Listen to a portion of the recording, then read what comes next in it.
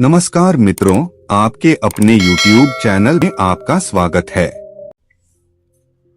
कुछ लोग पूरी जिंदगी लगे रहते हैं कमाने के लिए। धन पैसा वही सर्वोपरि होता है उनकी जिंदगी में। उन्हें लगता है कि बहुत ज्यादा धन कमाने के बाद वो आराम से सुखी होकर अपना जीवन जिएंगे, लेकिन वही धन वही संपदा उसके बच्चों की लड़ाई का कारण बन जाती है। और वहीं दूसरी तरफ कुछ लोग अपना सब कुछ छोड़कर, अपना घर परिवार, अपनी धन संपदा सब कुछ पीछे छोड़कर संन्यास ले लेते हैं। उन्हें लगता है कि संसार को त्याग कर वो असल मुक्ति का रास्ता अपना सकते हैं, जीवन का असली सुख अनुभव कर सकते हैं। दोनों ही आदमी अपने अपने स्तर पर सुखी होने के लिए नाना प्रकार के प्रयास करते रहते हैं। एक धन संपदा इकट्ठी करता रहता है और दूसरा धन संपदा त्यागता रहता है। लेकिन सवाल ये है कि असली सुखी आदमी कौन है? वो जिसने धन संपदा इकट्ठी की या फिर वो जिसने धन संपदा त्याग दी? और अगर इन दोनों में से कोई नहीं, तो किस प्रकार का इंसान हमेशा सुखी रह सकता है?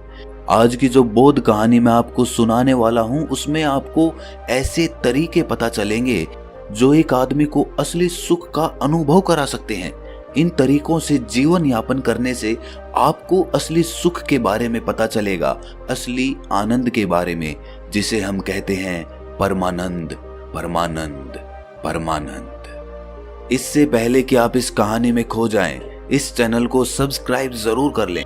तो चलिए कहानी शुरू करते हैं। जब किसी के घर में वैरागी मन का बच्चा पैदा हो जाए तो घर वालों को बहुत चिंता हो जाती है। घर वाले सोचते हैं कि ये संसार में कैसे जिंदा रहेगा, कैसे धन कमाएगा, कैसे अपना पालन पोषण करेगा, क्योंकि वैरागी मन का बच्चा अक्सर संसार से विरक्त ही रहता है।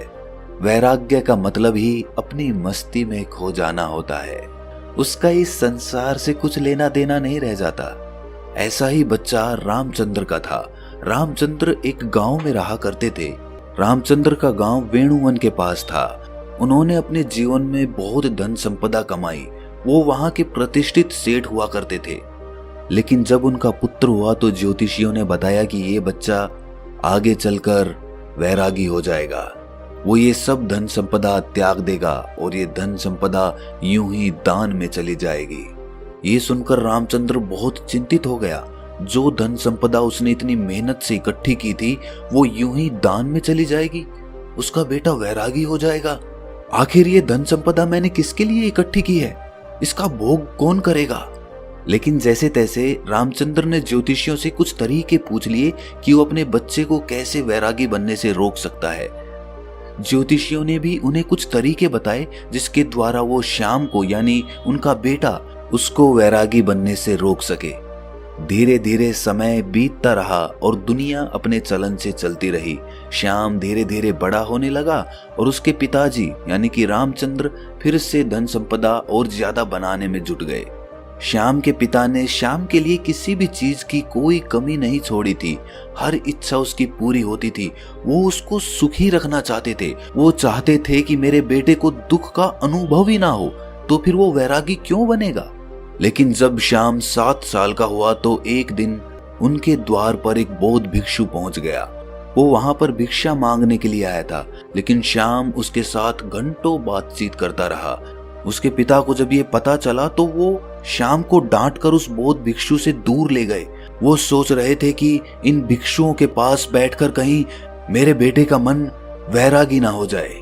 इसीलिए उन्होंने बौद्ध भिक्षु को डांटकर वहां से भगा दिया और अपने बेटे को समझाते हुए कहा कि बेटा, मैंने तुम्हारे लिए किसी चीज की कोई कमी नहीं छोड़ रखी है।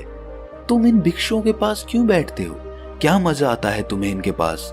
मैंने तुम्हारे खेलने के लिए नाना प्रकार के खिलौने ला रखे हैं। इतनी दासियां तुम्हारी सेवा के लिए लगा रखी हैं, लेकिन फिर भी तुम ये सारी भोग की चीजें छोड़कर इन भिक्षुओं के पीछे क्यों भागते हो? ये सुनकर श्याम ने कहा कि पिताजी, मैं इन चीजों से उकता गया हूँ। ये सब चीजें मैंने इतनी ज्यादा भोग ली हैं कि मेरा मन अब इनसे ऊब चुका है। मुझे कुछ और चीजें चाहिए, कुछ और आनंद चाहिए, कुछ अलग प्रकार का सुख चाहिए। अब श्याम तो बच्चा था। उसके पिताजी उसको इस बात का क्या जवाब देते? उनके पास इस बात का कोई जवाब नहीं बना। आखिरकार उन्होंने निश्चय किया कि वो उसके मनोरंजन के लिए और भी नई नई चीजें लेकर आएगा ताकि उसका मन वैराग्य की तरफ भटक ना सके। लेकिन जैसे जैसे श्याम बड़ा हो रहा था वो समझदार भी हो रहा था और अब उसे समझ में आ चुका था कि धन संपदा इकट्ठी करने से कोई सुख प्राप्त नहीं होता है, वो बस सुख की भ्रांति देता है।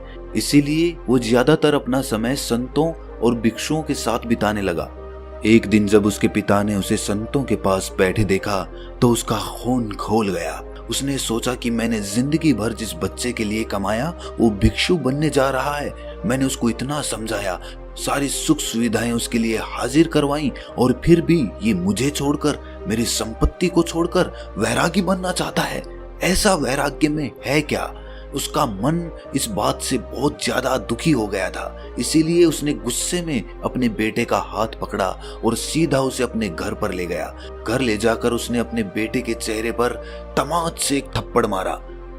गाल पर थप्पड़ पड़ते ही कोमल स्वभाव श्याम के आंसू टप टप करके नीचे रामचंद्र के पैरों पर गिरने लगे। इसके बाद रामचंद्र को एहसास हुआ कि उसने बेवजह ही, बिना कोई बात ही अपने बेटे को यूं ही थप्पड़ मार दिया। उसने अपने बेटे को समझाते हुए कहा, तो दोस्तों यह कहानी आपको कैसी लगी हमें कमेंट सेक्शन में जरूर बताना और अच्छी लगी हो तो इस चैनल को सब्सक्राइब जरूर कर लेना।